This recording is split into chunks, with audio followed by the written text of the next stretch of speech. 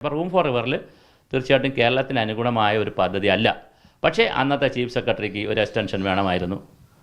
അന്നത്തെ വേറെ ചില നേതാക്കൾക്ക്, മന്ത്രിമാർ, ഇവർക്ക് വേറെ സെക്രട്ടറിമാർക്ക് വേറെ ചില സ്ഥാനമോഹങ്ങളൊക്കെ ഉണ്ടായിരുന്നു. ഇവരെല്ലാം കൂടി പാവപ്പെട്ട മുഖ്യമന്ത്രി ചെന്ന് പറഞ്ഞു, ഈ പോണ കൂട്ടത്തിൽ നമുക്ക് എന്തും കൂടെ കാണാം, നെതർലാൻഡ്സ് കൂടെ ഇറങ്ങാമെന്ന് പറഞ്ഞു. അങ്ങനെ അവർ ചെന്ന് ഇറങ്ങി കണ്ടു. അപ്പോൾ അവിടെ ചെന്നപ്പം ഇംഗ്ലീഷിലാണ് സായിപ്പന്മാർ പറഞ്ഞു കൊടുക്കണം. അവരുടെ ഇംഗ്ലീഷ് നമുക്ക് സാധാരണ ഇംഗ്ലീഷ് അല്ലല്ലോ. പറഞ്ഞപ്പോൾ കൂടെ നിന്നവർ കൺവേർട്ട് ചെയ്ത് കൊടുത്തു. അപ്പോൾ ഈ നദികളിലെ വെള്ളമെല്ലാം കൂടെ അപ്പുറത്തെ നദിയിലോട്ട് പിടിക്കും. ഇതിന് കയറി കിടക്കാൻ സ്ഥലം കൊടുക്കും. ഈ റൂം ഫോർ റിവർ എന്ന് പറഞ്ഞാൽ എന്താണ്? വെള്ളപ്പൊക്കമുള്ള സമയത്ത് പ്രളയത്തിൻ്റെ വെള്ളം വരുന്ന വെള്ളത്തിന് കയറി കിടക്കാൻ ഇറങ്ങിപ്പോവുകയും ചെയ്യും. അതോടെ കയറി കിടക്കില്ല. കയറി കിടക്കാൻ ഇറങ്ങിക്കിടക്കാനുള്ള സ്ഥലം നമ്മൾ വീതി കൂട്ടി കൊടുക്കും. അത്രയും സ്പേസ് കൊടുക്കുമെന്നാണ് അതിൻ്റെ സ്ഥലം. അതാണ് റൂം കൊടുക്കുന്നത്. അല്ലെങ്കിൽ കണക്ട് ചെയ്യും, ചെറിയ ചെറിയ തോടുകളൊക്കെ കണക്ട് ചെയ്യും. കണക്ട് ചെയ്തിട്ട് അങ്ങോട്ടും ഇങ്ങോട്ടൊക്കെ ഡൈവേർട്ട് ചെയ്ത് വിടും. ഇത് രണ്ടിനും കേരളത്തിൽ നടക്കുന്നതല്ല. രണ്ടും കേരളത്തിൽ പ്രായോഗികമായി ചെയ്യാൻ പറ്റുന്നതല്ല.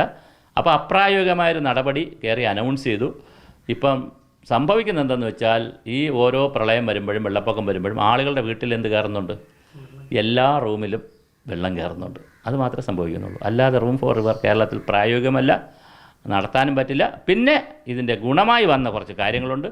മദ്രാസ് IITക്ക് ഒരു 5 കോടി രൂപ, 1.5 കോടി രൂപ കിട്ടി. അതിലൊരു 5 കോടി രൂപ ബഡ്ജറ്റ് വെച്ചിട്ടുണ്ട്.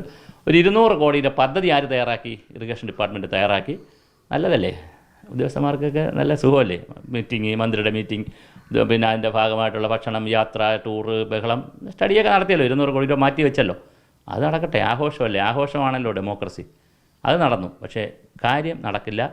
നടത്തിയാൽ മറ്റ് വലിയ ദുരന്തങ്ങളായിരിക്കും. ഇതിനേക്കാൾ വലിയ ദുരന്തങ്ങളായിരിക്കും കേരളത്തിൽ കാണാനിരിക്കുന്നത്.